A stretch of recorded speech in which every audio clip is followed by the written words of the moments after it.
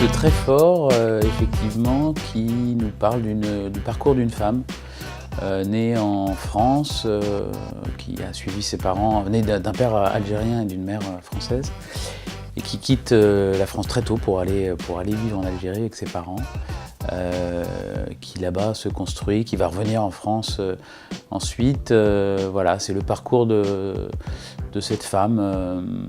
Ça passe par plusieurs étapes dans sa vie. Le roman est, j'allais dire, déconstruit justement autour de son parcours dans les années 80 à Paris, son enfance, son adolescence. Et tout ça crée un ensemble qui nous dresse le portrait de cette vie, de cette femme. Oui, le roman est construit autour de ça. Il y a toute une partie donc, qui se passe à Paris dans les années 80 où Nina Bouraoui est très jeune, elle a 18 ans et elle découvre un milieu qu'elle ne connaît pas, c'est-à-dire le milieu homosexuel parisien dans une boîte de nuit qui s'appelle le Katmandou, où elle vient seule le soir. Elle finit par rencontrer progressivement un groupe de filles qui deviennent pas vraiment des amis, c'est ça qui est un peu compliqué, mais voilà, ils partagent beaucoup de soirées, elles partagent beaucoup de soirées ensemble. Donc elle découvre le monde de la nuit, de la fête, un peu triste quand même aussi, le monde de l'alcool, de la drogue. Et elle essaye de se construire à partir de là et c'est pas simple. Et elle essaye de faire le point aussi notamment de sa sexualité, avec le souvenir de tout ce qui s'est passé dans sa vie, aussi des événements marquants de sa vie, que ce soit dans son enfance ou à son adolescence, dans ce passé tiraillé entre beaucoup de lieux, quoi. Beaucoup de lieux et puis des personnalités qui l'ont beaucoup marqué, notamment sa mère qui a une présence très importante, son père, sa sœur. Voilà, comment une personnalité comme ça tiraillée dans l'espace, dans le temps, essaye de se construire.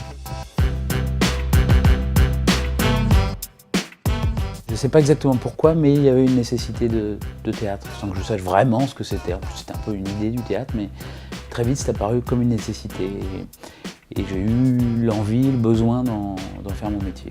J'ai commencé par devenir comédien en suivant un cursus très classique, d'abord une école privée à Paris, puis ensuite j'ai intégré le Conservatoire national supérieur d'art dramatique. Et puis j'ai commencé à jouer comme comédien dans le théâtre subventionné, un peu partout en France. Voilà, c'est apparu un peu comme ça. Et puis de fil en aiguille, j'ai eu envie d'être moteur de projet aussi, de ne pas être un rouage dans des entreprises artistiques, mais de prendre ma part aussi de ça et de m'attaquer à la mise en scène. C'était un désir profond et les choses sont faites un peu par hasard. Voilà, j'ai rencontré des gens notamment François Morel, avec qui j'ai commencé à travailler en tant que metteur en scène pour la première fois. Et puis j'ai adoré ça, j'ai adoré la mise en scène, la réflexion autour de ce que pose la question de comment mettre un texte sur un plateau, ça m'a passionné. Alors Fab Caro est d'abord un artiste qui écrit des bandes dessinées, qui écrit et dessine des bandes dessinées. Et il se trouve qu'il a écrit que moi j'aime beaucoup, et il se trouve qu'il a écrit un roman qui est sorti il y a quelques mois qui s'appelle Le Discours, dont je me suis précipité dessus dès sa sortie parce que j'aimais beaucoup ses bandes dessinées. Et puis j'en ai parlé à mon ami Emmanuel Noblet avec qui j'ai travaillé beaucoup, notamment sur un spectacle qui s'appelait Réparer les vivants, qui était l'adaptation aussi d'un livre de Maëlys de Kerangal. Je lui ai parlé de ce projet et ça nous a beaucoup amusé de nous lancer dans une adaptation pour la scène. C'est un roman très drôle et en même temps très tendre, d'une grande mélancolie et d'un humour jubilatoire.